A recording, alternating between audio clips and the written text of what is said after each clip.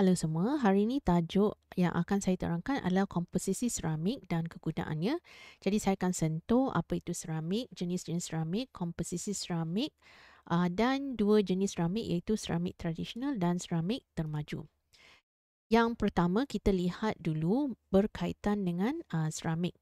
Jadi bila kita bercakap pasal definasi, seramik ni adalah sebenarnya bahan bukan organik dan bukan logam yang dibentuk dan dikeraskan dengan pemanasan.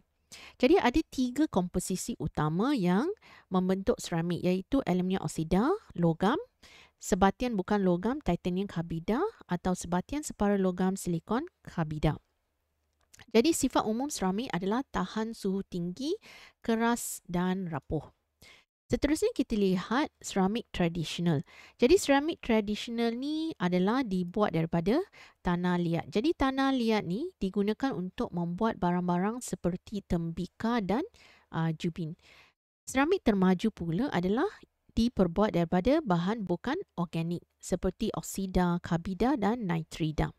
Jadi seramik termaju adalah lebih tinggi sifatnya berbanding seramik tradisional di mana ia mempunyai rintangan haba yang tinggi, lelasan yang tinggi dan lengai secara kimia dan juga ia adalah superconductor. Seterusnya kita lihat komposisi seramik. Ingat ini adalah formula kimia untuk komposisi seramik yang dinamakan sebagai kaolin. Jadi kaolin adalah bahan utama untuk seramik. Seterusnya seramik tradisional digunakan untuk apa? Jadi seramik tradisional ni selalunya digunakan untuk bahan-bahan kegunaan kita seperti batu bata, tembikar dan pinggan, mangkuk. Seterusnya seramik termaju. Kalau kita lihat seramik termaju, benda-benda yang tahan suhu sebab sifatnya yang keras dan tahan lelasan ni menjadikan ia sesuai untuk membuat barang-barang seperti yang pertama cakra pemotong. Cakra pemotong, selain itu cakra brake dan cincin tungsten. Jadi semua ini adalah sifat kerana sifat seramik termaju yang kuat, keras dan juga tahan lelasan. Jadi lelasan maknanya tahan gurisan dan tidak mudah tercalar lah. Itu maksudnya lelasan. Okey, contoh soalan. Adakah seramik bersifat seperti alloy dan kaca atau sebaliknya? Jadi penerangannya ialah sebenarnya atom dalam seramik diikat oleh dua ikatan yang utama, ikatan kovalent dan ion. Jadi pada suhu tinggi, okey, selalunya seramik ni dia tahan suhu tinggi dan tekanan tinggi.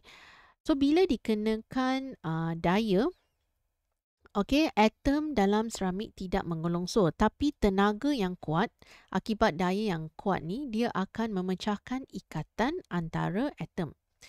Jadi ingat, kalau daya tidak kuat, sebenarnya atom-atom tu tidak mudah mengelongsor. Tapi kalau terlalu kuat, tenaga itu akan berjaya memecahkan ikatan kovalent dan ion. Jadi oleh itu, seramik ni dia akan bersifat rapuh dan lemah terhadap regangan.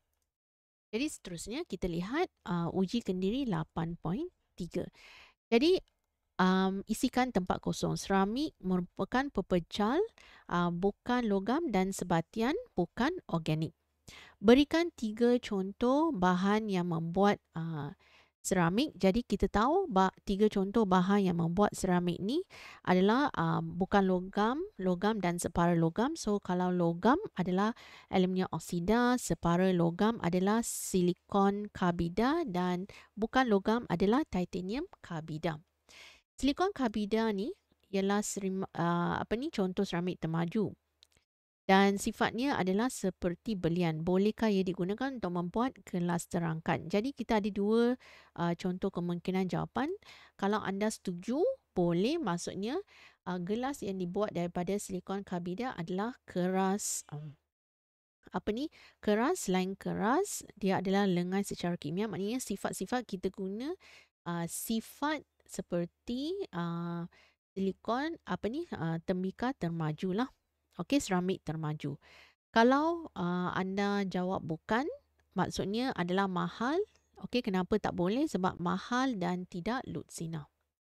Dan soalan akhir, bolehkah tanah liat ialah putih dan bolehkah ia digunakan untuk menghasilkan hijau? Bolehkah tembikar tu berwarna hijau? So jawapannya boleh sebab kita boleh gunakan ferrum 2. Jadi ferrum 2 ni kita tahu adalah berwarna hijau. So itu saja daripada saya. Terima kasih.